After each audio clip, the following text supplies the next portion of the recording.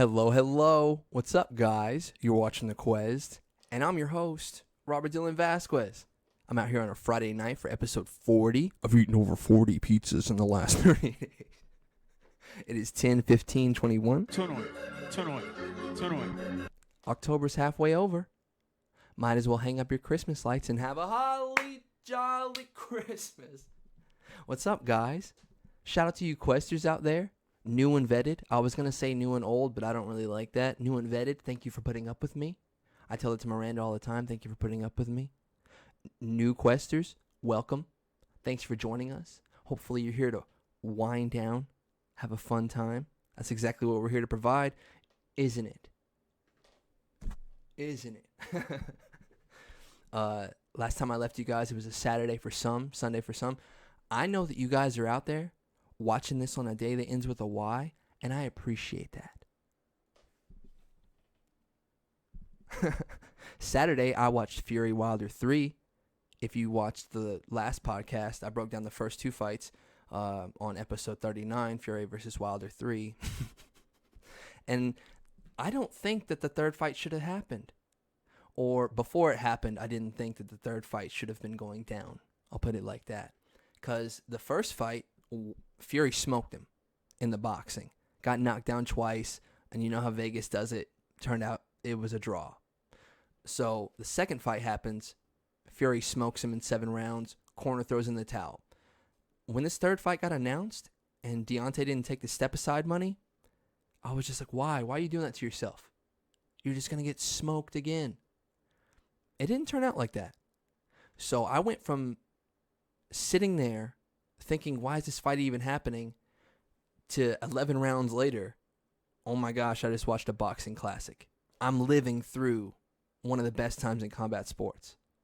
So I'm going to show you guys the knockout and just tell you about what I witnessed that night, all right? So,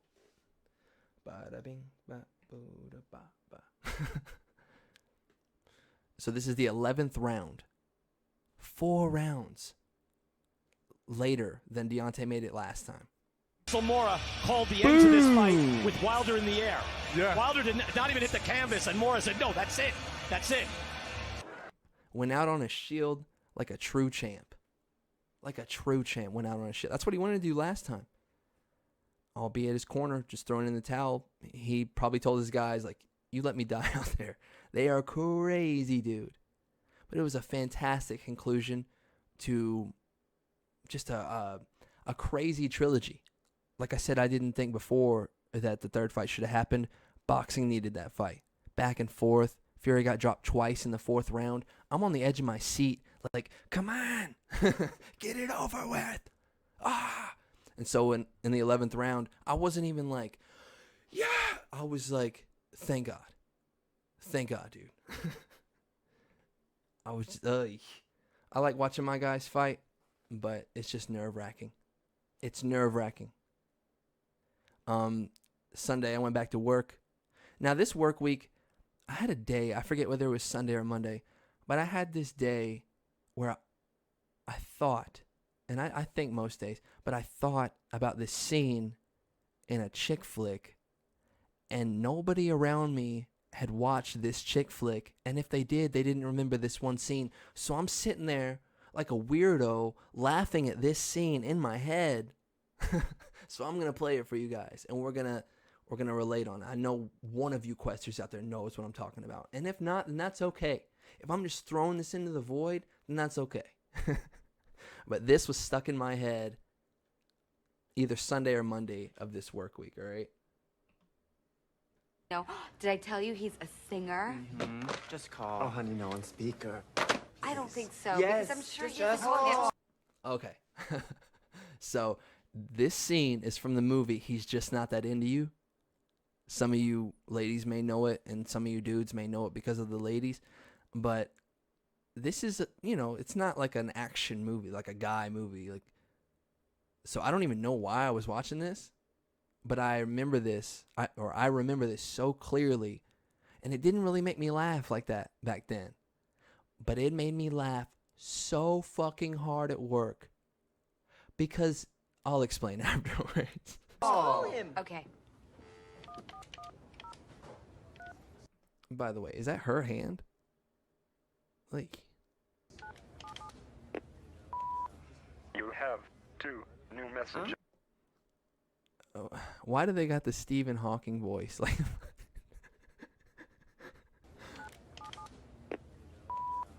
You have 2 new messages.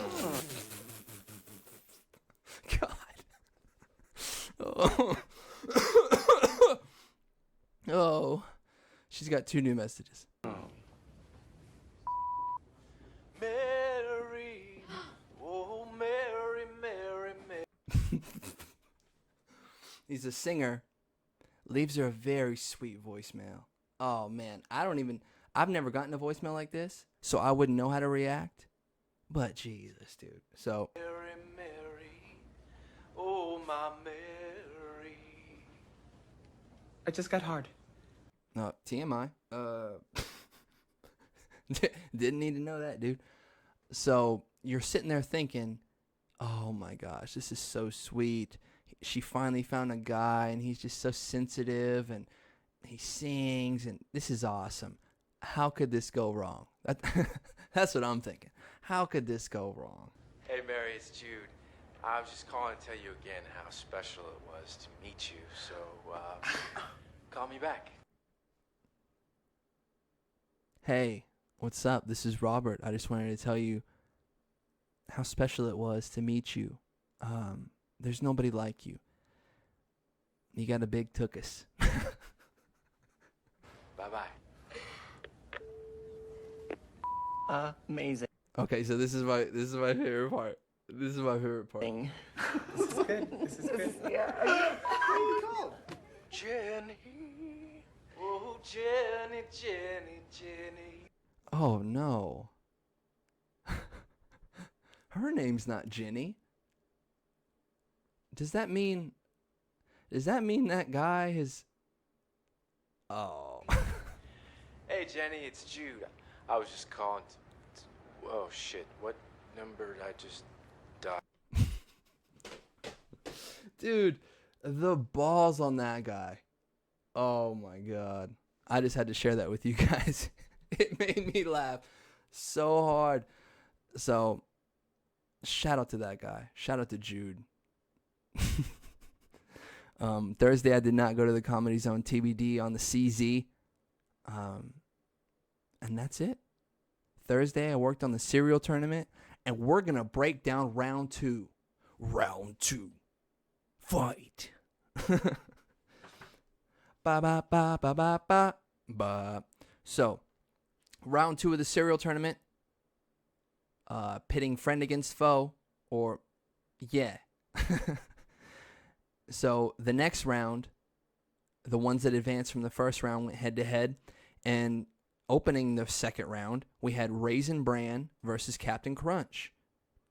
No surprise there. Captain Crunch ran away with that one, like it should have. Next up, we had Trix versus Frosted Flakes. I thought it would be a little closer. It turns out it wasn't. Frosted Flakes took that one by a staggering lead, 76-24. Fruity Pebbles and Cocoa Pebbles versus Honeycombs. Again, just one-sided. I thought the second round would be harder than the first round. A lot of y'all sent messages and like, I can't believe these matchups. Although they were randomized, I could have randomized them again. But I left them as they were because I thought that they would be compelling matchups. So Fruity Pebbles versus Honeycombs. Fruity Pebbles ran away with that one, 81-19. And then lastly, Cinnamon Toast Crunch versus Lucky Charms. Cinnamon Toast Crunch, 69% to 31%. It blew my mind. It blew my mind. So next round, the third round, going into the semifinals, we have Captain Crunch versus Frosted Flakes, and Fruity Pebbles and Cocoa Pebbles taking on Cinnamon Toast Crunch. So how about that? How about that, dude? Breaking down the second round of the tournament just like that. Is that it? Tune in next Thursday to the Robert Dylan Vasquez Instagram page where the voting will go up. Or Friday, whatever I choose. It's my fucking show. Thanks for watching. Like and subscribe. Or hit the bell notification wherever it is to get the notification when the episode goes up.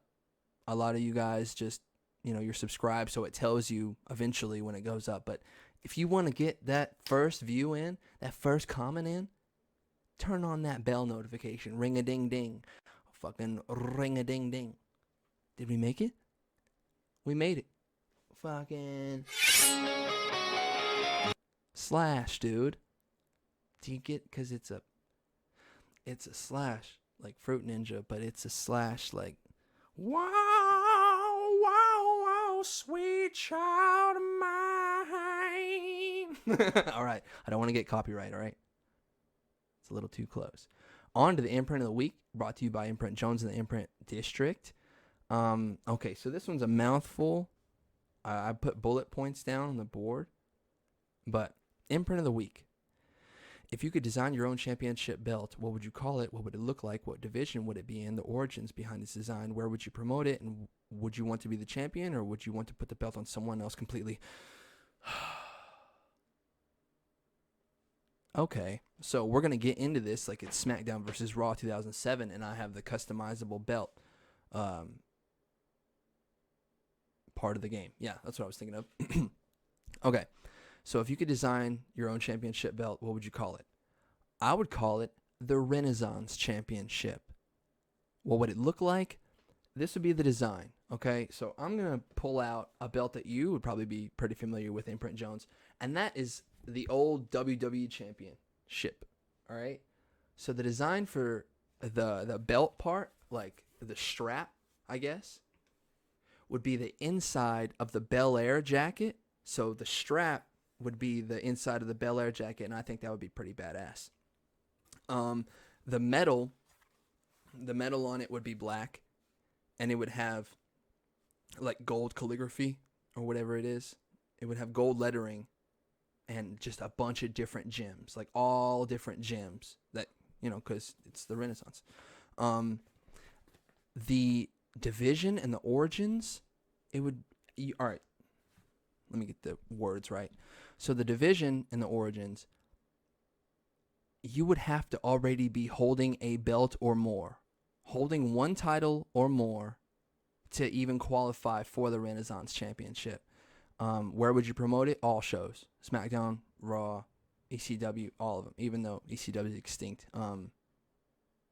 NXT, all the shows. And then who would you want to be champ, or would you want to be champ? That's not up to me, like I said.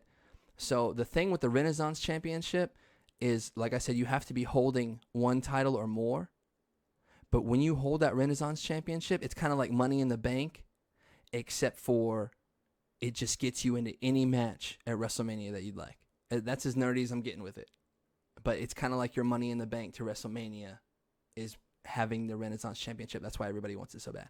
So you can interject on any match that's, going on at WrestleMania if you're holding the Renaissance Championship. How do you get the Renaissance Championship? You have to hold one or more titles to even qualify. So, I hope I did you justice, Imprint Jones. That got pretty nerdy. I wish I would have had more of a visual, but that's what I came up with. Fucking // dude. I love that button so much. On to the question. Have you ever walked out of a movie? Yes. Yes, I have walked out of a movie. Now, I was really immature at the time. I don't even remember when this movie came out. I want to say it was post freshman year of high school. So I would go to the movies and I would ask my parents, little $10, $15 to add on to the money that I had been saving up for like a week or two. And they would oblige as much as they could. I was, just going out and having fun with friends. I think I remember being with Alex with this one. And we went and saw Transformers 2. And in the first 20 minutes, my problem with this movie, and the reason that I walked out, is it played 21 Guns by Green Day over 2 times in the first 20. I know it did. I can't prove that it did because I Googled it today. And I couldn't, it doesn't, like I said, my Google searches have gotten so detailed and specific the older I've gotten. I said, how many times did Transformers 2 play 21 Guns by Green Day? All it was showing me was the back of the soundtracks. I know Linkin Park was on there. I know Green Day was on there. I want to know how many times they played the song, Please and Thank You. There's nobody out there that saw Transformers 2 and was like, are they playing this again? So, long story short, I didn't sit through Transformers 2 because it played 21 Guns way too many times. And we're going to go through a scene right now that I haven't even seen.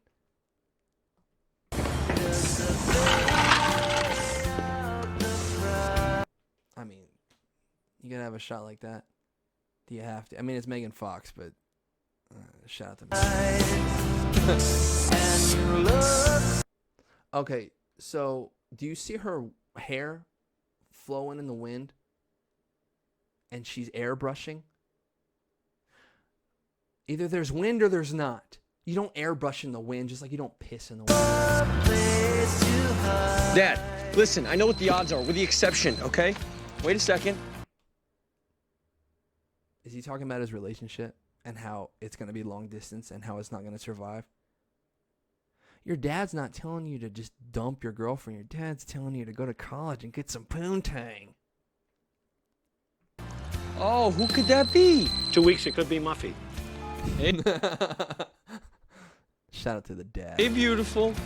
I'm breaking up with you, Sam. Really? Sure? I'm not hearing a whole lot of conviction. Well, I am, okay? So there's no reason for me to come say goodbye to you.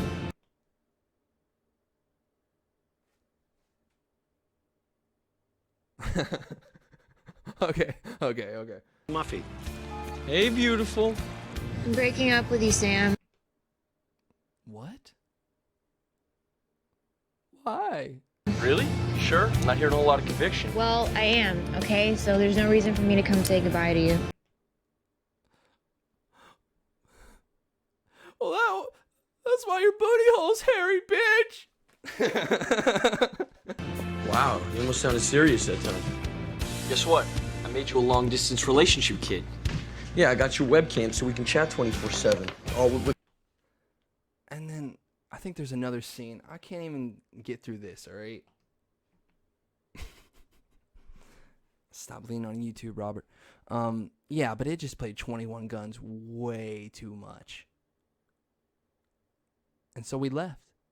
I remember looking to my left and being like, Alex, if it plays this song one more time, we're out. And he's like, you got it, BB. So shout out to Alex. That was kind of like a little unlocking memories.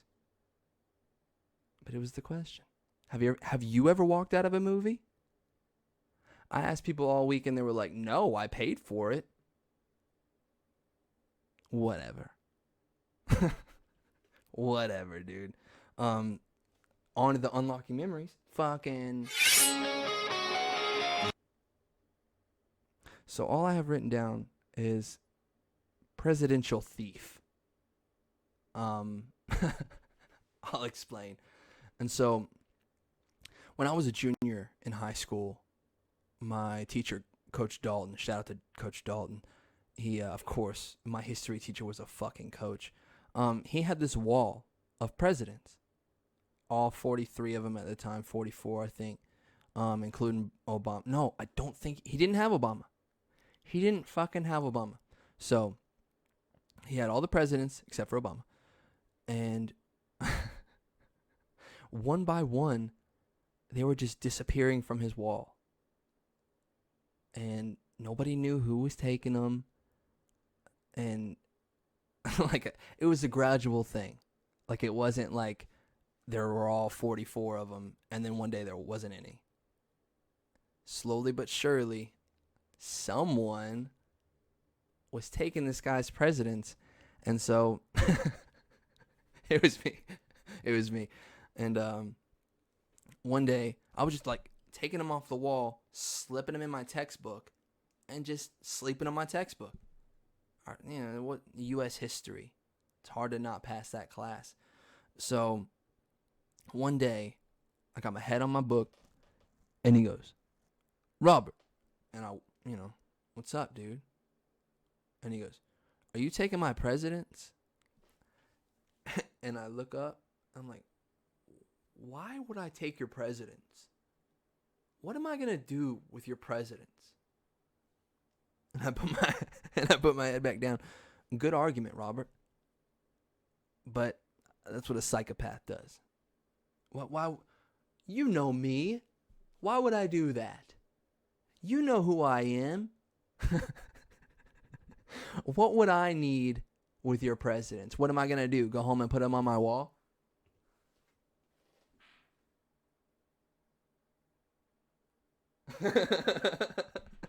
Yep. That's exactly what I did. Shout out to my Kings hat right there. LA Kings. I don't even watch hockey. But can you tell which ones I got? I got my boy George. I got my boy George. I got TJ. I got Lincoln. I think I got Teddy. I got Teddy Roosevelt. Johnny Carson or Jimmy Carter. Dude, I just snagged random ones. Of course I snagged some of my favorites like Lincoln. Shout out to Lincoln. I snagged a little emblem at the end. I can't believe I didn't get Obama. That bums me out. But I really don't think he had it because I would have been got that one. I would have had him like at the very top. But yeah, that's what I did with him. Dude, I felt like Nicolas Cage doing that shit. Like I felt like National Treasure. I just had a wall full. That's it. That's all I wanted. They weren't mine and then they were. Sorry, dude. And then I never got caught, dude. I never got caught. So this is me confessing to my crimes. As you can see, all I did was decorate my room with them.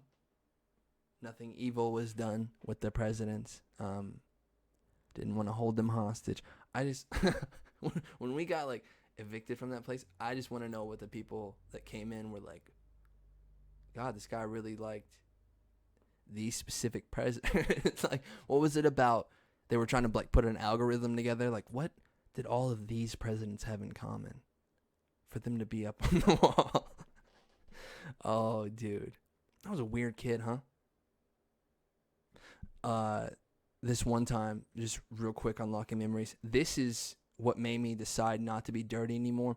Because when you're a dirty kid and you're trailer trash or whatever, self-labeled trailer trash, and you're a growing boy, you don't want to take showers. You just want to fucking play in the mud and just go. And like, you don't want to take showers. It can be really gross. You can, because you're gaining a musk. You're gaining your scent when you're growing up. You're really gamey. That's what my parents used to call me. Really gamey. And so I was sitting in 10th grade English before junior year. 10th grade English. And I had the black binder. And I would like scribble in. I would put English. And then I would scribble in on the letters. And so one day my head itched. Because it was sitting in my lap. Because I was just scribbling away. That was the only reason that was pertinent to the story. So I was scribbling away, and my head itched, so I scratched it, and I watched snow fall over my binder in my writing. So I was like, what the heck?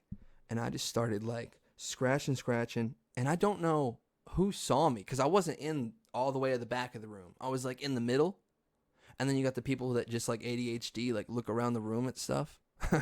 So I don't know who saw me, if anybody. But I just got it, and I flaked my binder up. That's kind of gross, but I flaked my binder up. And that's when I knew. I was like, all right, well, I have to start taking a shower. I have super dandruff. I'm gross. And so you have to come to the self-realization. So it's really just a tip for my stank-ass brothers out there. Or anybody growing up. Any teen going through that stage of like maybe depression. You know, a lot of things go into that, a lot of factors. For me, it was just like, no, I don't want to shower. It's a waste of time. Let me watch Family Guy. It seems today that all you see. But yeah, man. Is that it? I think I got through another one, guys. I think I got through episode 40. And I did it with your help. So thanks for all your help. Next week, we will be back with the third round semifinals going into the finals of the cereal tournament. We'll break that down. Imprint will definitely come with another imprint of the week. I'll set you guys up with the question. Unlock another memory. It's all because I want to do this. Don't ever think that I think I'm forced to do this, or on a Friday night I'm sitting around like, oh, I don't want to do this. No, it's fun for me. I just have to get into the zone. I have to be vulnerable enough to throw my thoughts and ideas into the void and have you guys like, we got it. We got it. It's going back to the wall, and they got it. Oh, man. Do you guys want to see Enzo? I know you guys haven't seen Enzo in a bit. He's kind of sleeping right now, but only because you guys haven't seen Zobi, winging at 16 pounds. Enzo the Zobin Vasquez. He's technically Scruggs dash Vasquez for right now, but he is my son. I love you. And I love you. I love you all. So shout out to you. Shout out to all the Questers out there. Tell this show to your weird friends. Tell your weird friends about this show. And hopefully they'll come. Because I'm building it. And like they say, if you build it, they will come. So shout out to you guys. This is a goodbye from me. This is a goodbye from Enzo. And we will see you next week, all right?